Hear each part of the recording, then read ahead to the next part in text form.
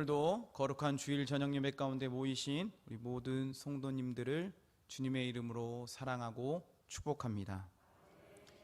미국에 앤 구르텔이라는 여자아이가 있었습니다. 이 여자 어린아이는 어린 시절 구순 9개월이라는 장애로 인하여서 학교 친구들과 거의 대화를 하지 않았다고 합니다. 여기서 구순 9개월이라는 장애는 얼굴에 나타나는 기형을 말합니다. 그러니까 입술이나 입천장이 붓지 않거나 붓더라도 뒤틀려서 있는 것을 말합니다.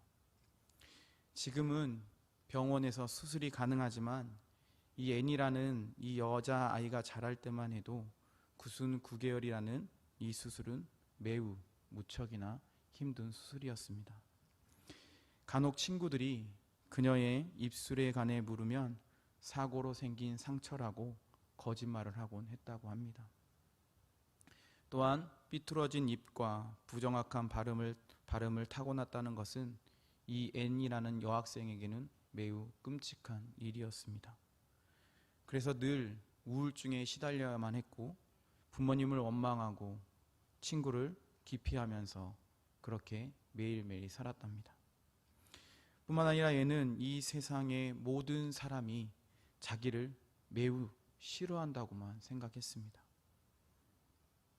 그런데 하루는 이 앤이 다니던 학교에서 속삭임 검사라는 것을 하게 되었습니다. 이 검사는 칸막이를 치거나 이 학생의 귀에 대고 선생님께서 어떤 말을 작게 하는데 그 말을 똑같이 말하는 검사였습니다. 선생님은 반에 있는 학생들의 한 사람 한 사람씩을 불러서 이렇게 말했다고 합니다. 하늘이 파랗다, 바람이 시원하다 등 이러한 간단한 문장을 말했고 모든 학생들이 선생님이 귀에 대고 말한 대로 똑같이 이야기를 했다고 합니다. 얘는 이 간단한 검사에서 누구보다 집중했습니다. 자신의 어눌한 발음 때문에 선생님이 너 지금 뭐라고 말했니? 너 지금 뭐라고 한 거니? 라는 말이 들리지 않게 걱정이 되고 두려웠다고 합니다. 그런데 선생님은 다른 학생들에게는 하늘이 파랗다, 바람이 시원하다 이런 말을 했는데 다른 아이들과 전혀 다른 말을 했다고 합니다. 선생님은 앤의 귀에 대고 이렇게 말했습니다. 내가 내 딸이라면 얼마나 좋을까. 이 말에 충격을 받은 앤은 선생의 말씀을 반복하지 않고 이렇게 물었다고 합니다. 선생님, 정말이세요? 그러자 선생님은 앤에게 인자한 목소리로 다시 이렇게 대답했다고 합니다. 그럼 그렇고 말고 나는 정말 내가 나의 딸이 되었으면 좋겠다. 선생님의 말을 들은 이에는 인생이 바뀌게 되었습니다. 자신은 태어나서 가장 불행하고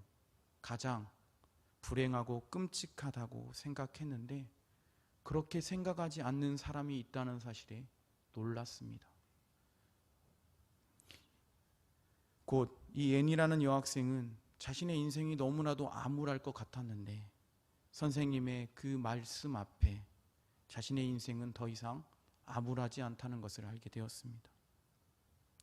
뿐만 아니라 다른 학생들과 비교된다. 나는 너무나도 보잘것이 없는 학생이야 라고 느꼈지만 이제는 자신이 부족함이 없다라는 사실을 깨닫고 훗날에 그는 성장하여서 유명한 심리학자가 되었고 아픈 사람들을 어루만지는 사람으로 성장하게 되었다고 합니다. 이처럼 선생님의 말 한마디가 이 앤을 변화시켰습니다. 선생님의 말씀 앞에 앤은 나는 소중한 사람이구나.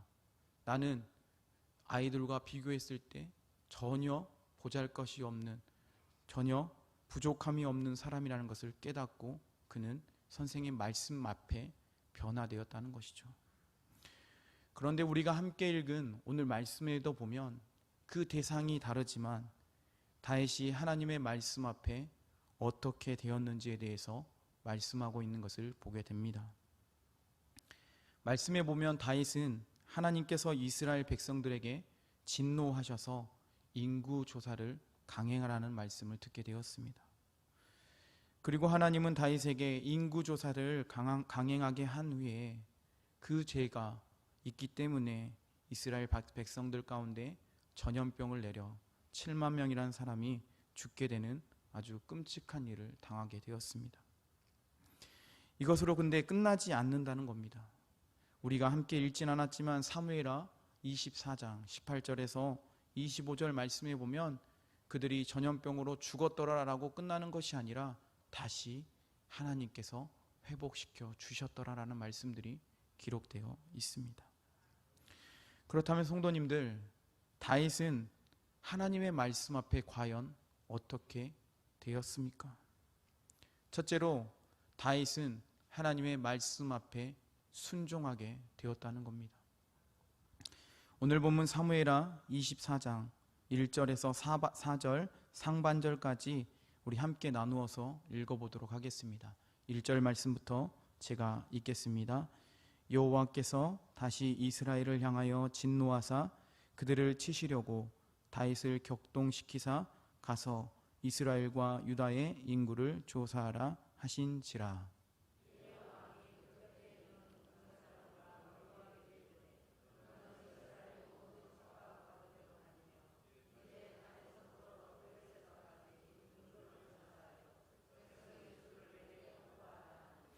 요압이 왕께 이르되 이 백성이 얼마든지 왕의 하나님 여호와께서 100배나 더하게 하사 내 주 왕의 눈으로 보게 하시기를 원하나이다.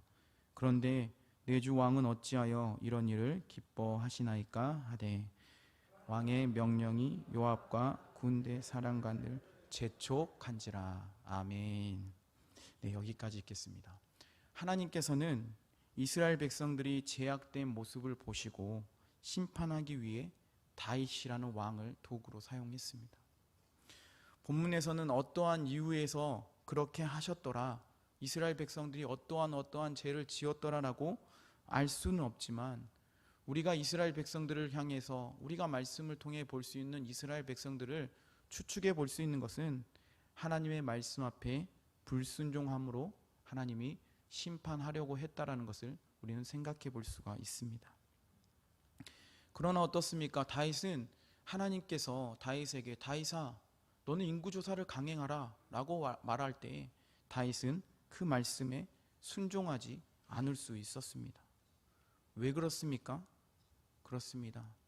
통일 이스라엘의 이 왕으로서 이 다윗은 인구조사를 통해 자신에게 피해가 된다는 사실을 알고 있었기 때문입니다.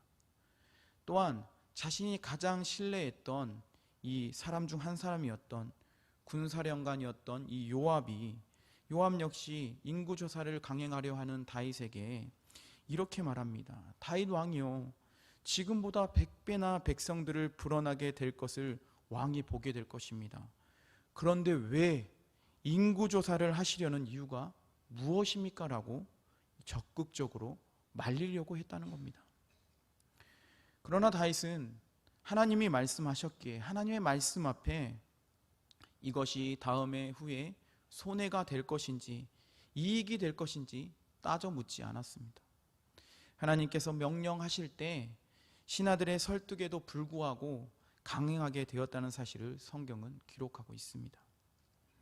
그리고 이러한 인구조사가 잘못되어 전염병이라는 심판을 하나님께서 내리셨고 결국 내리게 되어 심판을 받게 되었지만 결국에는 이러한 순종은 다시 하나님의 회복하심을 경험하는 계기가 되었습니다. 이처럼 우리 역시 하나님의 말씀 앞에 전적으로 순종할 수 있어야 합니다. 나의 생각과 다르다고 해서 우리가 손해가 될 것만 같은 생각들이 들어서 하나님 앞에 불순종하고 외면하는 삶이 되지 않기를 간절히 소망합니다. 때문에 우리 송경민 찬양사역자가 부르고 작사 작곡한 충만이라는 찬양 가사에는 이런 고백이 있습니다.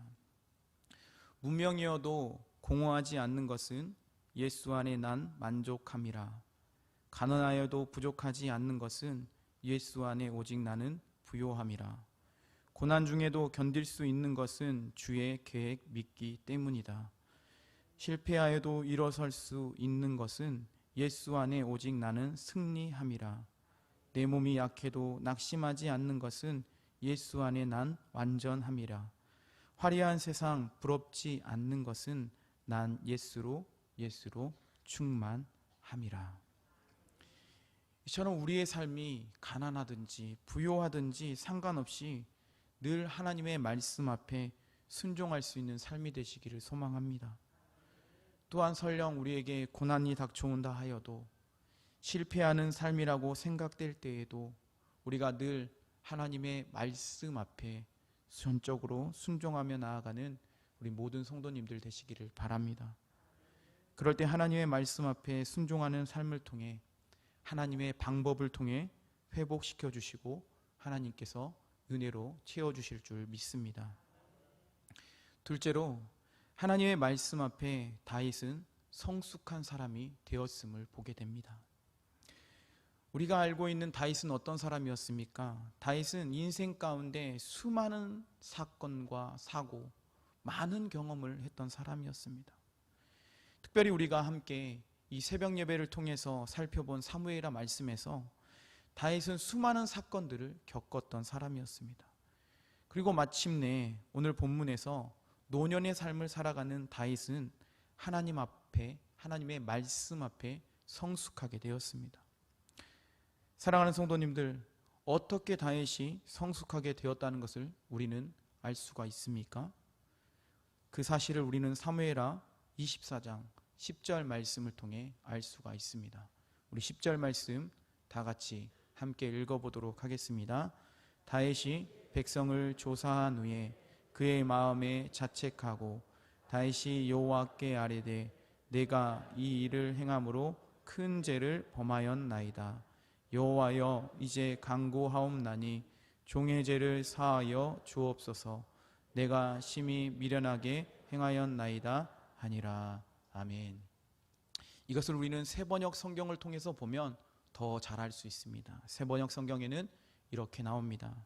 다윗이 이렇게 인구를 조사하고 난 다음에 스스로 양심의 가책을 받았다. 그래서 다윗이 주님께 자백하였다. 내가 이러한 일을 해서 큰 죄를 지었습니다. 그러나 주님, 이제 이 종의 죄를 용서해 주시기를 빕니다. 참으로 내가 너무나도 어리석은 일을 하였습니다. 다윗은 인구조사를 통해 하나님께서 시키시는 일이었기에 얼마든지 불평과 불만을 내뱉을 수 있었습니다. 하나님이 시키신 일인데 왜 저에게 이러한 전염병을 내리십니까? 하나님, 저는 하나님의 말씀에 순종했는데 왜 저에게, 우리 백성들에게 이러한 고난을 주십니까? 라고 불평과 불만을 내뱉을 수가 있었습니다. 하지만 다윗은 불만과 불평을 토로하지 않았습니다. 다윗은 하나님의 영역을 침범한 미련한 짓이라는 고백을 했습니다. 그래서 다윗은 자신의 신하들에게 명령한 인구조사가 잘못되었다고 인정하고 시인하며 하나님 앞에 자신의 죄가 면제받기를 원하는 것이 아니라 징계를 피할 수 없다라는 사실을 알면서도 하나님, 저는 어리석은 행동을 한 사람입니다. 용서해 주십시오라고 하나님께 기도했습니다. 그런데 사랑하는 성도님들, 전에 우리가 알고 있던 다윗은 어떤 사람이었습니까? 사무엘하 11장의 말씀에 보면 자신의 부하의 아내였던 이 우리아의 아내 밧세바를 왕궁 옥상에서 우연히 목욕하는 것을 보게 되었습니다. 그리고 밧세바를 자신의 아내로 얻고자 잘못된 마음을 가지게 되고 결국 밧세바와 동침을 하게 되고 임신까지 하게 되는 죄를 짓게 됩니다. 뿐만 아니라 밧세바의 남편이었던, 자신의 충신이었던 우리아를 죽이기 위해 군사령관 요압을 시켜 전쟁을 하다가 우리아만 남겨두고 모두 빠져서 죽게 만들라는 명령을 내리게 됩니다. 그리고 결국 우리아는 그 전쟁에서 다윗의 계획대로 죽음을 맞이하게 되었습니다. 그런데 성도님들, 다윗은 이러한 모든 죄를 계획하고 모든 죄를 지었지만 하나님 앞에 스스로 깨닫고 자신이 잘못했다는 고백을 했습니까? 그렇지 않았습니다. 자신의 충신이었던 우리아가 죽고 또한 밧세바를 취한 것도 모자라 이 우리아가 전쟁에서 죽게 만든 것도 밧세바를 취한 것도 큰 범죄였고 죄였지만 그는 깨닫지 못했습니다. 스스로 하나님 앞에 회개하지 않았습니다. 나단 선지자가 다윗을 찾아와 하나님의 말씀을 전할 때 비로소 다윗은 회개하였습니다. 우리 다 함께 사무엘하 12장 13절과 14절 말씀을 함께 읽어보도록 하겠습니다. 다윗이 나단에게 이르되 내가 여호와께 죄를 범하였노라 하매 나단이 다윗에게 말하되 여호와께서도 당신의 죄를 사하셨나니 당신이 죽지 아니하려니와 이 일로 말미암아 여호와의 원수가 크게 비방할 거리가 없게 하였으니 당신이 낳은 아이가 반드시 죽으리이다 하고. 아멘. 이처럼 다윗은 이 말을 듣기 전에 스스로 회개하지 않았습니다. 나단 선지자가 찾아와 잘못되었다. 왕이여, 이러한 잘못들이 낱낱이 하나님 앞에 낱낱이 범한 하나님 앞에 죄였습니다라는 것을 상기시킬 때 다윗은 하나님 앞에 자신의 죄를 고백하고 실토하였습니다. 곧 다윗은 통일 이스라엘 왕국의 왕이었지만 성숙하지 못한 안타까운 모습이 성경을 통해서 보게 됩니다. 그러나 오늘 우리가 함께 읽은 성경 본문 말씀에 보면 다윗은 그렇지 않았습니다. 다윗은 하나님의 말씀 앞에 순종할 뿐만 아니라 하나님의 말씀 앞에 성숙한 모습으로 나아가는 것을 보게 됩니다. 우리 다시 사무엘하 24장 10절 말씀을 함께 읽어보도록 하겠습니다. 다윗이 백성을 조사한 후에 그의 마음에 자책하고 다윗이 여호와께 아뢰되 내가 이 일을 행함으로 큰 죄를 범하였나이다. 여호와여 이제 간구하옵나니 종의 죄를 사하여 주옵소서. 내가 심히 미련하게 행하였나이다 하니라. 아멘. 이처럼 우리도 하나님의 말씀 앞에 성숙한 모습으로 나아가는 삶이 되시기를 원합니다. 하나님의 말씀을 통해 우리의 삶을 되돌아보시고 우리의 삶을 점검해 보시며 하나님께 먼저 고백하는 삶을 통해서 나아가는 우리 성도님들의 삶이 되시기를 바랍니다. 끝으로 하나님의 말씀 앞에 다윗은 더욱 하나님을 신뢰하게 되었습니다. 다윗은 하나님의 말씀 앞에 자신이 죄를 지었다는 사실을 고백했습니다. 그리고 하나님께서 주셨던 약속을 생각하게 되었다는 겁니다.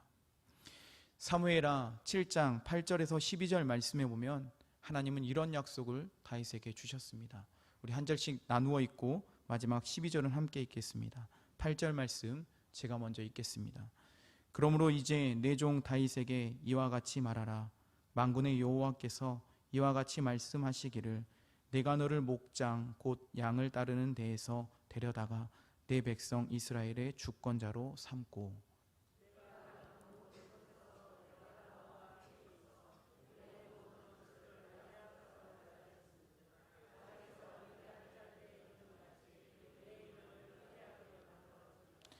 내가 또 내 백성 이스라엘을 위하여 한 곳을 정하여 그를 심고 그를 거주하게 하고 다시 옮기지 못하게 하며 악한 종류로 전과 같이 그들을 해하지 못하게 하여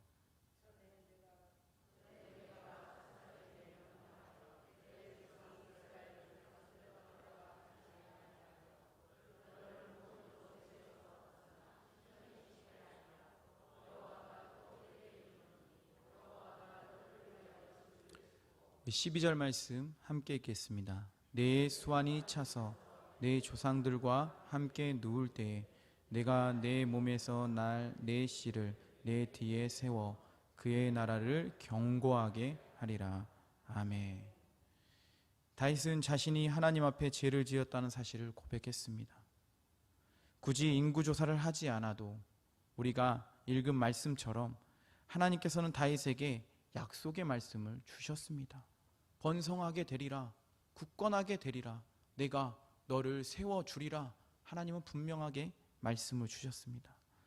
이 사실을 알고 있던 다윗은 전에 하나님께서 말씀하셨던 그 말씀들을 기억하고 사무엘하 24장 10절 말씀에 내가 미련하여서 하나님 앞에 죄를 지었다라는 사실을 고백하게 되었습니다. 곧 참으로 내가 너무나도 어리석은 일을 하나님 앞에 행하게 되었다는 사실을 고백했다는 사실입니다. 때문에 다윗은 이번 인구조사를 통해 더욱 하나님을 신뢰하게 되는 계기가 되었습니다. 하나님께서 자신의 삶에 어떻게 역사하셨는지를 생각해 보게 되었고 앞으로 어떻게 자신의 삶과 가문을 이끌어 주실지 또한 생각해 보며 하나님을 더욱더 믿고 신뢰하는 계기가 되었다는 사실입니다. 우리는 이러한 사실을 이 지선 찬양 사역자가 부른 염려하지 말라라는 이 찬양의 가사를 통해서 볼 수가 있습니다. 가사는 이렇게 나옵니다. 나의 가는 길이 보이지 않을 때, 길이 멀다 느낄 때, 빛 대신 주 그 사랑의 빛 나의 가는 길 비추신다.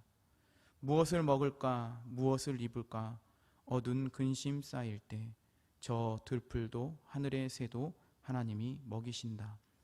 염려하지 말라 내 주는 살아 계신다. 염려하지 말라 주가 돌보시네. 내 주는 살아 계신다. 너의 형편 아신다. 두려워 말라 염려하지 말라.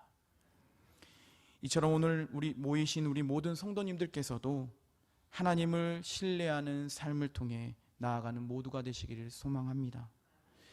하나님을 신뢰하고 나아가는 삶을 통해 하나님께서는 우리의 전적인 삶을 이끌어 주십니다.